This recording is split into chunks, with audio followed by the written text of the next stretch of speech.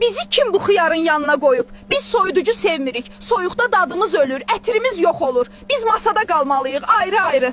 Mən qəhvəyəm.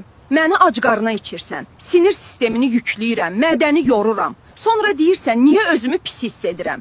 Mən isti suyam. Səhər məni içsən. Bədənini oyadaram, həzmi işə salaram. Günün daha rahat başlayar. Mən zəncəfiləm, sən məni az qəbul edirsən. Amma mən iltihabı azaldıram, həzmi sürətləndirirəm və bədəni gücəndirirəm. Məni yemirsənsə özünə zərər verirsən.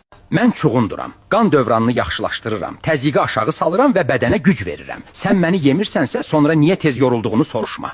Mən sarımsağam, məndən qaçırsan qoxuma görə. Amma mən immuniteti gücləndirirəm, viruslarla mübarizə aparıram və damarları qoruyuram. Məni yemirsənsə xəstəliyə özün yol açırsan. Mən pendirəm, məni paketə qoyma. Burada nəmlənirəm, boğuluram və tez kiflənirəm. Məni kağıza bükəm, mən nəfəs alım və dadımı saxlayım. Məni niyə hər gün yeyirsən?